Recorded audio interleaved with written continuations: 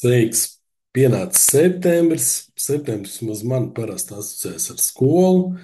Šogad jaunākais dēls sāk iet skolā. Mūsu gadījumā ir labi, jo tur jau ir neliela skola, skolotāji zinām, mācās, un principā ir viegli un bez stresa. Pats es atkal turpinu mācīt Rīgas valsts pirmajā gimnāzijā, skolēnu pilī. Un ar oktobrī Brīčs atgriežas arī Siguldas jaunradas centrā un iespējams Rīgas Tehniskajā universitātē. Un, lai tas viss maz neliktos, vasarā ar Zits tām ir izdomājām, ka pamēģināsim izveidot tādas brīdžu meistarklases, kas primāri domātas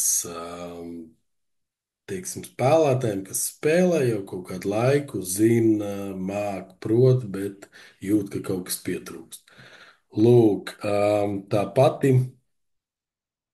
galvenā doma ir, ka deviņi mēneši, deviņu mācību gadu mēneši, tā var teikt, katru mēnesi viena nodarbība, kuras laikā es sākumā pastāstu par konkrēto tēmu. Tad mēs uzspēlējam turnīru. Sadalījumi ir atlasīti speciāli, lai labāk apgūtu šo tēmu. Un visbeidzot, ir sadalījuma analīze. Ar nākamo nodarbību sāksies mazliet viņa ātrāk, ar domu, ka katrs ir saņēmis mājas darbu, ka var apskatīties mājas darbu, un tad jau turpināt ar lekciju. Atsauksmes ir daudz, atsauksmes ir labas. Ir arī kritika objektīva, jo materiāls, ko es biju sagatavojis, bija pārāk daudz priekš vienas stundas, un beigās jau, teiksim tā, es sāku runāt pārāk ātri, un grūti bija izsekot tam, ko es mēģināju pastāstīt. Lūk, šīs te kļūdas, protams, es labošu. Vēlāk arī sagatavosim iespējams tādu mierīgāku, lēnāku lekciju par šo tēmu vai par vairākām tēmām kopā. Un tā te mazliet kaut kas pamainījies. Tā tad mazliet dažas lietas, esence no pirmās prezentācijas. Šī te, ko jūs redzat, ir galvenā tā doma, ka ir reiz mēnesī viena lekcija. Un šī tēma atkārtosies katrā nodarbībā, ar jebkādu tad ir galvenais solīšanas uzdevums. Pats būtiskākais ir kopā ar partneri atrast labāko mastu un saprast līmeni, kurā mēs varam spēlēt.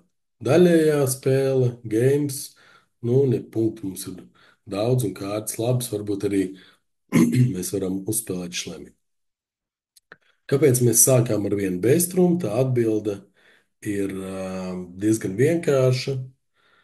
Ja pēc jebkura cita atklājuma un atbildētāja solījuma atklājējiem uzdevums ir parādīt spēku un sadalījumu, ja tā var teikt, sašaurināt to viņa atklājuma diapazonu, tad atklājoties ar vienu beztrumpi, uzreiz precīzi tiek pateikts, ka mums ir 15, 17 figūru punkti un vienmērīgs sadalījums. Līdz ar to atbildētāju uzdevums pieņemt gala lēmumu, norādīt virzienu, kļūst daudz vieglāks, jo viņš jau zina, ko viņš var sagaidīt no partnera.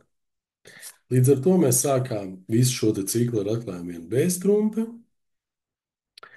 Un pieņemsim, tad, kad partneris ir atklājis vienu beztrumpi, un mums ir mazpunkts, mums ir jādomā, kurš būs tas labākais daļējais ieraksts. Visbiežāk mēs vai nosolam transferi, ja mums ir pieckāršu mažors vai seškāršu minors, vai nopasējam uz vienu beztrumpi.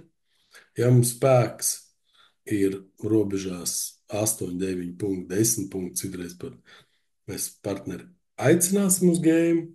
Ja mums robežās būs 10, 15, tad mums uzdevums ir atrast pareizo game. Un visbeidzot, ja mums ir stiprs kārts, mūsu uzdevums ir atrast pareizo mastu un pārbaudīt šīs šlemika iespējas. Iespējams, ka tu jau lasīji ievadu rakstu bksigulda.lv. Ja nē, tad es tev parādīšu tavas kārtas un pamēģināsim kopā izdomāt, kā būtu pareizi solīt šīs te kārtas pēc partneru vienas beztrums atklājuma. Tātad, ja mēs apskatāmies, mums ir formāli 15 punkti ar ļoti labu pīķu mastu un sekundāru ērcenu mastu.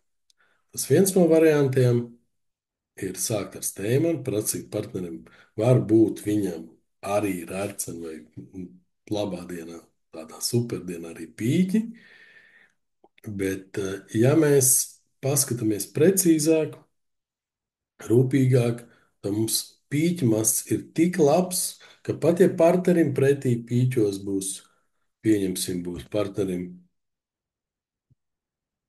nezinu, tur divi maziņi, tad šo te mastu mēs esam gatavi spēlēt arī ar diviem maziem pīķīšiem. Mums ir 8 kārtas šajā mastā, mums palīdzība pīķos no partnera nav vajadzīga, un meklēt ērcenus, kur var būt partnerim pat ir šāda te kombinācija, teiksim, ceturtais dūzs kungs, kas mums dod šo te vēlamo 8 kāršu fītu, var radīt citu problēmu, ka trumps sadalīs 4-1, un mums jādod šis te ekstra stiķis trumpjos. Protams, var arī pīķos būt 4-1 ar caur to dūzu 10 aiz, bet tad arī ar cenu kontraktu mēs nevarēsim minēt, jo būs gājiens ar singletu un attiecīgi pīķis sitiens. Tad kāds būtu šādā gadījumā, ja tā var teikt, tāds čeklists, kā pārbaudīt šo te šlemiku? Katrā šlemikā tagad būs arī citā nodarbībā tēma, ir jāskatās uz 5 lietām. Balansu, tas vispār vai mums tā kā pienākās spēlēt tajā līmenī, kurā mēs gribētu spēlēt, vai mums ir kontrols, vai mums ir dūži, vai mums būs, kur ņemt stiķus, un gal galā trumpu kontraktā mums jāņem vērā, vai mums ir labi trumpi. Īsumā balans mums šeit pietiek. Kontrols mēs pagaidām neesam pārliecinoši pērcam, bet tā kā partnerim ir ļoti daudz punktu, visdrīzāk mums arī būs arcenos kontrola.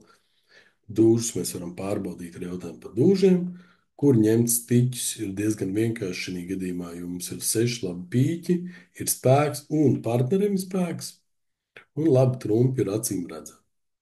Kā vislabāk šīs te kārtas solīt?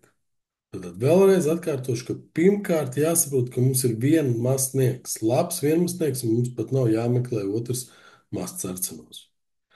Līdz ar to tā mana rekomendācija, tas arī, ko mēs principā lietojam ar Mārtiņu vai Ļenu, kad spēlējam, un lielākā daļa, vismaz sākumā, manu RSP audzēkņi arī šo te lieto, ka solījums 3. līmenī parāda partnerim, ka man ir labs masts, man pietiek priekš gēma, un ir šī te interese par šlemiku. Un tālāk jau apmainoties ar kontrolēm, šī gadījumā būtu, ka partneris sākumā saka, ka viņam nepatīk, mēs uzstājam, tomēr nē, varbūt tev ir. Attiecīgi mēs pateiksim tālāk jau partneris pateiks kārau kubidu, un šādā sekvencē, ja mēs pateiksim 4 pīķi, mēs partnerim pateiksim, ir šis te šlemi balans, bet trūkst ārcenu kontrols. Un kā tad gāja, ja tā var teikt, spēlētājiem, tūlīt es uzlikšu sadalījumu, kas tika kā reāli arī spēlēja viņu.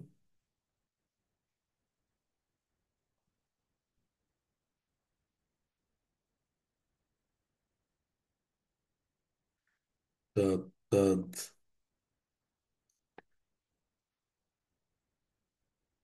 interesanti, ka pie galda pīķis atrada Vija ar Sergeju un Valters ar Gati. Vienīgais tas līmenis bija mazliet pa zemu. 6 sarcenas uzlika Bruno ar Jevgeniju un Imants ar Rūdi. Pēc stēmana pielietošanas Bruno gan teica, ka viņš arī sāka 3 pīķiem, bet šīs te jaunās lietas vēl nepaspēja, tā var teikt, apgūt, un Dženja neuztvēra uzreiz to kā pīķis.